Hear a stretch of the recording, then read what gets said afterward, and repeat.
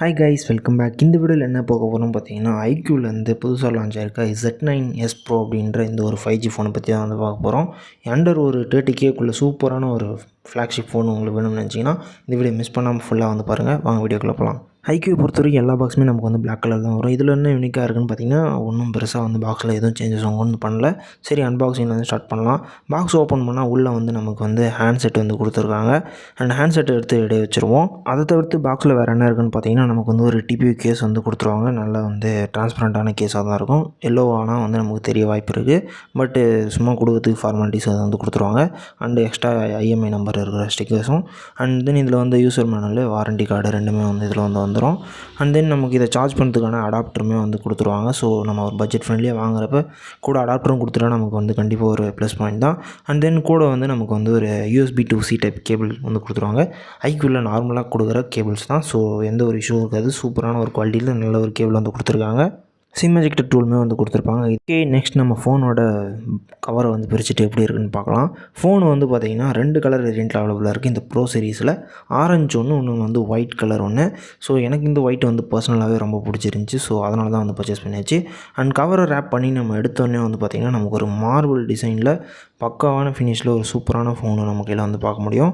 And ஒரு premium லுக்குமே இருக்கும். நமக்கு ஃபோன் எடுக்கிறப்பே சரி, இந்த ஒயிட் கலரில் ஒரு ப்ரீமியமான அவுட் வந்து கிடைக்கும் நமக்கு. ஓகே, ஃபர்ஸ்ட் நம்ம இந்த ஃபோனோட பிசிக்கல் ஓரி போயிடலாம். ஸ்பீக்கர் கிரில் கொடுத்துருக்காங்க. பக்கத்துலேயே வந்து C-type சார்ஜிங் போட்டிருக்கு. அது கூட வந்து நமக்கு மைக்கும் வந்து வந்துடுது. இதில் நமக்கு வந்து பாட்டம்லேயே வந்து சிம் ட்ரேவும் கொடுத்துறாங்க. ஸோ 2 சைடில் ஒரு சைட்லேயுமே வந்து நமக்கு சிம் ட்ரே கிடையாது. ஸோ ஃப்ளாட்டாக தான் இருக்கும். ஓகே, ரைட் சைடு வந்து பார்த்திங்கன்னா நமக்கு வால்யூம் கண்ட்ரோல் பட்டனும் பவர் பட்டனும் வந்து கொடுத்துட்றாங்க. அண்ட் தென் நமக்கு பின்னாடி வந்து பார்க்குறதுக்கு ஒரு மார்பிள் டிசைனில் இருக்கும். அண்ட் கேமரா பஞ்சஸ்மே கொஞ்சம் பெருசாக இருக்கிற மாதிரி இருக்கும். டாப்பில் நமக்கு வந்து ஒரு எக்ஸ்ட்ரா ஒரு மைக் வந்து கொடுத்துருக்காங்க. இந்த ஸ்பீக்கர் வந்து நமக்கு இந்த ஏர்பீஸ்லேயே வந்து வந்துடும். ஸ்டீரியோ ஸ்பீக்கர் சப்போர்ட்டுமே நமக்கு வந்து இருக்குது.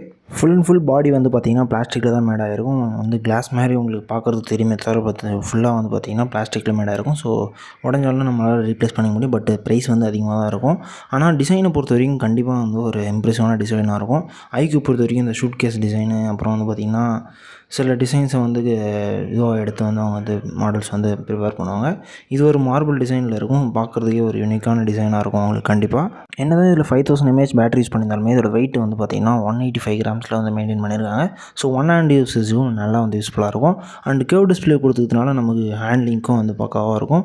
கையில் வந்து பக்காவாக வந்து சூட்டாகவும் ஒரு ப்ரீமியமான லுக்கு கண்டிப்பாக தரும். நெக்ஸ்ட் இந்த ஃபோனோட டிஸ்பிளேக்கு வரும். டிஸ்பிளே தான் இதில் வந்து பெருசாக ப்ளஸ் பாயிண்ட்டாக நம்ம பேசுகிற விஷயம் என்னென்னு பார்த்தீங்கன்னா, Z9 வந்து பார்த்திங்கன்னா நமக்கு 1500 nits பிரைட்னஸ் தான் இருக்கும். இதில் 4500 nits பிரைட்னஸ் இருக்கும். அதாவது இந்த ப்ரோ சீரிஸில் பொறுத்த வரைக்கும்.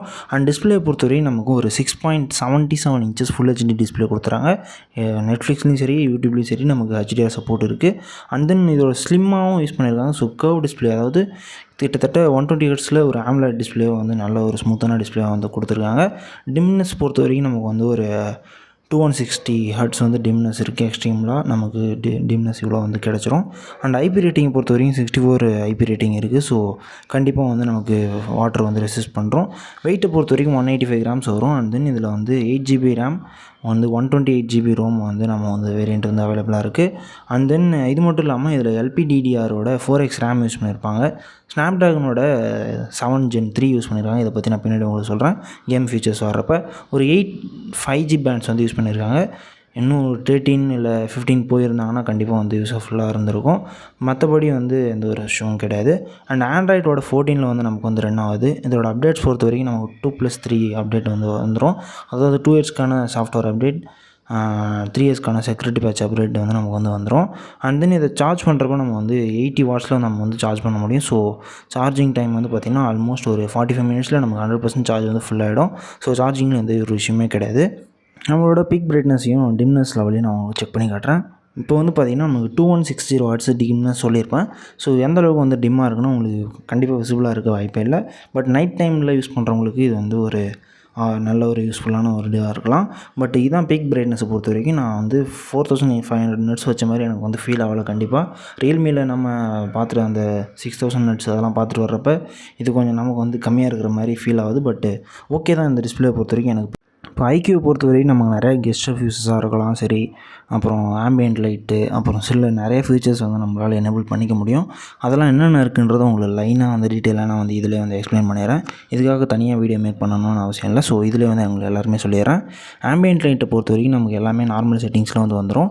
இந்த டச்சு பண்ணுற இடத்துல வந்து இந்தமாரி ஒரு ஹார்ட் வரதோ சரி, அதெல்லாம் வந்து நம்ம செட் பண்ணிக்க முடியும். அண்ட் டைனமிக் எஃபெக்ட்ஸில் நமக்கு வந்து இந்த ஃபிங்கர் பிரிண்ட் வர ஸ்கேனர் இருக்கு இல்லையா, அந்த இடத்த வந்து வர்றதை நம்மளால் வந்து சேஞ்ச் பண்ணிக்க முடியும். அப்டேட்ஸ் வந்து கண்டினியூ வந்துகிட்டே இருக்கும். மந்த்லி நம்ம வந்து கண்டிப்பாக அப்டேட் பண்ணிக்கலாம். செக்யூரிட்டி பேட்சை பொறுத்த வரைக்கும் நல்ல ஒரு அப்டேட்ஸ் வந்து நம்ம கொடுத்துட்ருக்காங்க. இது வரைக்குமே நான் ஐக்யூ நியோ 6 பொறுத்த வரைக்குமே வந்து கரெக்டாக வந்து இருக்குது. ஃபன் டச்சோட 14 OS வந்து யூஸ் பண்ணியிருக்காங்க. அண்ட் தென் ஆண்ட்ராய்டோட 14லேயும் வந்து ரன் ஆகுது. ஸோ நல்ல ஒரு அப்டேட்டடானு கேட்டிங்கன்னா அப்டேட்டடான ஒரு ஆண்ட்ராய்டு ஃபீச்சர் தான். அண்ட் 15மே வந்திருக்கலாம், பட்டு வர வாய்ப்பு இருக்குது கண்டிப்பாக. அண்ட் தென் நமக்கு வந்து பார்த்திங்கன்னா 8+8 GB ரேம் வந்து நமக்கு, அதாவது விர்ச்சுவல் ரேம் 8 GB வந்துடும். 128 GB வந்து ரோம் வந்து நமக்கு வந்துடும். இதில் ஸ்னாப்ட்ராகனோட 7 Gen 3 வந்து யூஸ் பண்ணியிருக்காங்க. ஸோ ஸ்னாப்ட்ராகனை பொறுத்த வரைக்கும் சொல்ல வேணாம், நல்ல ஒரு பேலன்ஸ்டான ப்ராசஸராக இருக்கும் கண்டிப்பாக எல்லா ஹெவி பர்ஃபார்மன்ஸுக்குமே சரி. அண்ட் தென் இது ஒரு மல்டி டாஸ்கிங்க்கு நல்ல ஒரு ஃபோனாக வந்து இருக்குது. அண்ட் ஆல்வேஸ் ஆன் டிஸ்பிளே வந்து இதில் வந்து யூஸ் பண்ணியிருக்காங்க. ஸோ உங்களுக்கு தெரிஞ்சிருக்கும், ஐக்யூ யூஸருக்கு கண்டிப்பாக தெரிஞ்சிருக்கும்னு நினைக்கிறேன். நிறைய ஃபீச்சர்ஸ் இருக்கிற மாதிரி இருக்கும். பட் ஆனால் இதுக்கு முன்னாடி வரக்கூடிய ஃபோன்ஸ், அதாவது இதுக்கு முன்னாடி வரக்கூடிய மாடலில் வரக்கூடிய அதே சேம் இதுதான் இருக்குது. ஒவ்வொரு மாடலுக்கும் ஒரு அப்டேட்னும் இல்லை புதுசாக எதனா ஒன்று இன்ட்ரடியூஸ் பண்ணுறதுனும் இல்லை. நார்மலாக இதுதான் வந்து நான் வாங்கின ஆக்சுவலாக ஒரு 3 இயர்ஸ்க்கும் மேலே இதே சேம் இதுதான் வந்து வச்சிட்ருக்காங்க. மேக்ஸிமம் எதுவும் சேஞ்சஸே பண்ணலை. இன்னும் வந்து பார்த்திங்கன்னா OnePlusலேயும் சரி, ரியல்மிலாம் சரி, சூப்பராக வந்து புதுசாக இன்ட்ரடியூஸ் பண்ணிகிட்ருக்காங்க. பட் இதில் வந்து அவங்க வந்து எதுவுமே கொண்டுட்டு வரல. என்னை பொறுத்த வரைக்கும் இது ஒரு ஃபீட்பேக்காக இருக்கும். அண்ட் தென் நமக்கு ஆல்வேஸான பொறுத்த வரைக்கும் இதில் வந்து ஒரு ஸ்பெஷாலிட்டி என்னென்னா, ஒரே இடத்த வந்து நமக்கு லைட் வந்து எரியாது. அப்படி எரியறப்ப என்ன ஆகும்னா, இந்த டிஸ்பிளேவில் இருக்கக்கூடிய எல்சிடி பேனல் வந்து நமக்கு டேமேஜ் ஆக வாய்ப்பு இருக்குது. ஸோ லைட்டில் ஃப்ளிக்கரிங்ஸ் ஏற்படும். ஸோ அதனால் என்ன ஆகும்னா, இதில் என்ன பண்ணுறாங்கன்னா, நமக்கு வந்து மூவ் ஆகிட்டே இருக்கும் ஆக்சுவலாக. ஸோ ஒரே ஸ்பாட்டில் நின்னா தான் வந்து லைட் ஃப்ளிக்கர்ஸ் ஏற்படும்ன்றதுனால மூவ் பண்ணுற மாதிரி வந்து கொடுத்துருக்காங்க. இது ஒரு நல்ல ஃபீச்சர் தான். அண்ட் மல்டி டாஸ்கிங் பொறுத்த வரைக்கும் நான் வந்து நிறைய ஆப்ஸை வந்து அட் அ டைமில் வந்து ஓப்பன் பண்ணி பார்த்தேன். அந்த அளவுக்கு வந்து நமக்கு லேக் எதுவும் ஃபீல் பண்ண முடியல. அண்ட் க்ரோம்லேயுமே நமக்கு ஒரு 50-40 டேப்ஸ் யூஸ் பண்ணாலுமே அந்த அளவுக்கு லேக்ஸ் வந்து ஐக்யூவில் ஃபீல் பண்ண முடியாது. இங்கே பார்த்தீங்கன்னா உங்களுக்கு தெரியும், மல்டி டாஸ்கிங்கில் இத்தனை ஆப்ஸ் பேக்ரவுண்டில் ரன் ஆனாலுமே அதில் ஒரு சில இன்ஜின்ஸ் வந்து என்ன பண்ணணும்னா அதை வந்து ஸ்டாப் பண்ணி வச்சுக்கும். மேக்ஸிமமாக வந்து நம்ம தேர்ட் பார்ட்டி ஆப்ஸ் போகிறப்ப தான் அது வந்து பேக்ரவுண்டில் ரன் ஆகும். அதுவுமே நமக்கு மேலே வந்து இண்டிகேஷன் காட்டிடும். ஸோ நம்ம அது மூலிமா வந்து ஸ்டாப் பண்ணிக்க முடியும். இவ்வளோ தான் இதில் இருக்கக்கூடிய மேக்ஸிமம் ஃபீச்சர்ஸு. நெக்ஸ்ட் நான் வந்து இதில் இருக்கக்கூடிய கேமராவை பற்றி நான் உங்களுக்கு சொல்கிறேன். கேமராவை பொறுத்த வரைக்கும் நம்ம வந்து ஓப்பன் பண்ணால் உள்ளே வந்து நமக்கு நார்மலாக ஐக்யூவில் வர சேம் ஃபீச்சர்ஸ் தான் வந்து நமக்கு இருக்கும். அண்ட் தென் இதில் வந்து பார்த்திங்கன்னா நமக்கு வீடியோ வந்து 1080 60 fps எடுத்துக்க முடியும். பட் 4Kல 30 fpsல வந்து நம்மளால் ரெக்கார்ட் பண்ணிக்க முடியும். அண்ட் தென் 4Kல எடுக்கிறப்ப நமக்கு ஸ்டெபிலைசேஷன் வந்து ஆனில் இருக்காது. அதாவது OIS கேமரா தான் யூஸ் பண்ணியிருக்காங்க மேக்ஸிமம். பட் ஆனால் 4Kல நம்மளால் வந்து ஃபுல்லாக ஆப்டிமைஸ்டாக நம்மளால் வந்து ஷூட் பண்ண முடியாது. பட் வீடியோ குவாலிட்டியும் சரி, ஃபோட்டோ குவாலிட்டியும் சரி, நமக்கு நல்ல ஒரு அவுட்புட் வந்து நமக்கு வந்து கிடைக்கும். அண்ட் தென் நான் இங்கே ஈஸியாக வந்து நமக்கு சேஞ்ச் பண்ணுறதுக்கு ஆப்ஷன்ஸ் இருக்கும். நிறைய ஃபோன்ஸில் இருக்காது. பட் இதில் ஈஸியாக இருக்கும். நமக்கு ஜூம் போகிறது, ஜூம் ஆஃப் ஆகிறது எல்லாமே ஈஸியாக இருக்கும். அண்ட் தென் நம்ம சினிமேட்டிக் வீடியோஸ் எடுக்கிறதுக்குமே சரி, நிறைய ஃபீச்சர்ஸ் வந்து இதில் இருக்கும். அண்ட் தென் போர்ட்ரேட்ஸ்லேயும் சரி, நல்ல ஒரு அவுட்புட்ஸ் வந்து நமக்கு வந்து கிடைக்கும். நான் ஒரு சில ஃபோட்டோ சாம்பிள்ஸ் வந்து நான் வந்து வீடியோவில் லாஸ்ட்டில் வந்து அட்டாச் பண்ணுறேன்.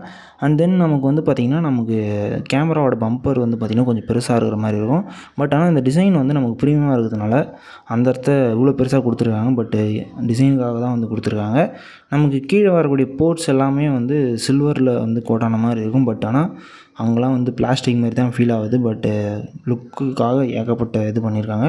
கண்டிப்பாக லுக் வைஸ் வந்து பர்ஃபெக்டாக இருக்குது. எந்த ஒரு இஷ்யூவும் இல்லாமல் ஒரு ப்ரீமியமான ஃபோன் எப்படி இருக்கணுமோ அதுபோல் ஒரு ஃப்ளாக்ஷிப் ஃபோன் மாதிரி ஒரு டிசைன்லேயும் வந்து கொடுத்துருக்காங்க. மேக்ஸிமம் இப்போ வரக்கூடிய ஃபோன்ஸில் இந்த சிமிலரான டிசைன்ஸ் நம்மளால் பார்க்க முடியுது. பட் அதே வந்து இவங்க மெயின்டைன் பண்ணுற மாதிரி எனக்கு ஃபீல் ஆகுது. எதனா ஒரு சேஞ்சஸ் கண்டிப்பாக வந்து கொண்டு வரணும்.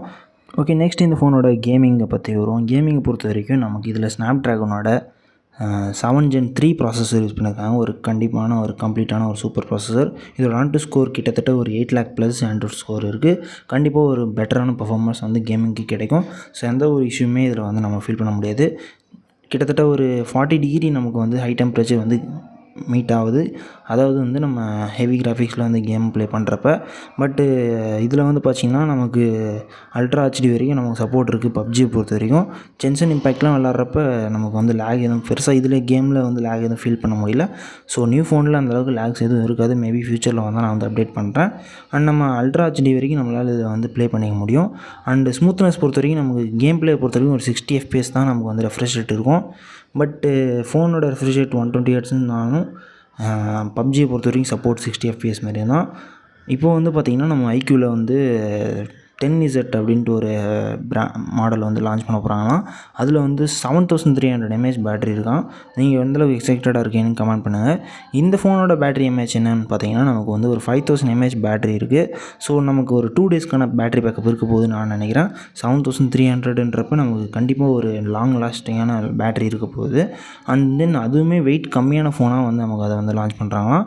ஓகே, இதில் வந்து பார்த்திங்கன்னா நம்ம கேமுக்கு இந்த ஒரு நல்ல ஒரு சிப் செட் கொடுத்துருக்காங்க, நல்ல ஒரு ப்ராசஸர் கொடுத்துருக்காங்க. ஸோ இதை யூஸ் பண்ணி நம்ம வந்து ப்ளே பண்ணிக்கலாம்.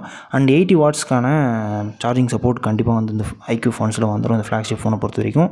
அண்ட் தென் இதை ஃபுல் சார்ஜ் பண்ணுறதுக்கு 45 மினிட்ஸில் நம்மளால் ஃபுல் சார்ஜ் பண்ண முடியும்.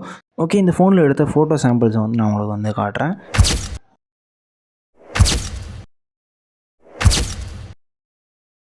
ஓகே, ஐக்யூவோட இந்த Z9s ப்ரோ அப்படின்ற இந்த ஒரு 5G ஃபோனோட ஃபுல் ரிவ்யூ வந்து பார்த்துருப்பீங்க.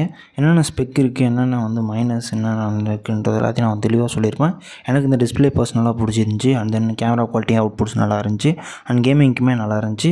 இதை தவிர வேறு என்ன வேணும்னு பார்த்தீங்கன்னா வீடியோ குவாலிட்டியில் ஒரு 4K 60 FPS இருந்தால் நல்லா இருந்திருக்கும், ஒன்று பெட்டராக இருந்திருக்கும். அண்ட் தென் இது கூட கொடுக்குற டிபியூ கேஸை பொறுத்த வரைக்கும் வேறு எதனா கலரில் கொடுத்துருந்தாங்கன்னா இன்னும் நல்லா இருந்திருக்கும். பிளாக்காக இருந்தாலும் சரி, எப்படி கொடுத்துருந்தாலும் நல்லா இருந்திருக்கும். அண்ட் தென் இதில் ஐபி வந்து பார்த்திங்கன்னா 64 தான் கொடுத்துருக்காங்க. ஒரு 69 கொடுத்துருந்தா இன்னும் பெட்டராக இருந்திருக்கும். இதெல்லாம் ஒரு ஸ்வெட் ப்ரூஃப், அப்புறம் ரெயின் ப்ரூஃப் அப்படி மாதிரி தான் இருக்கும், வாட்டர் ப்ரூஃபாக இருக்காது. ஸோ இதை மட்டும் வந்து இன்னும் கொஞ்சம் எதனா வந்து சேஞ்ச் பண்ணியிருந்தாங்கன்னா கண்டிப்பாக வந்து இன்னும் ஒரு தரமான ஃபோனாக வரதுக்கு கண்டிப்பாக வாய்ப்பு இருக்குது. அண்ட் தென் ஐக்யூவில் இப்போ புதுசாக லான்ச் ஆக போகிற ஐக்யூவோட 10Z ஃபோனோட ரிவ்யூக்கு வந்து நம்ம சேனலை சப்ஸ்கிரைப் பண்ணி வச்சுங்க. கண்டிப்பாக அந்த ஃபோனோட ரிவ்யூமே நான் வந்து போடுறேன். அண்ட் தென் இது போல் இன்ட்ரெஸ்டிங்கான ப்ராடக்ட்டோட அடுத்த வீடியோவில் பார்க்கலாம். அது வரைக்கும் டாடா பாய்.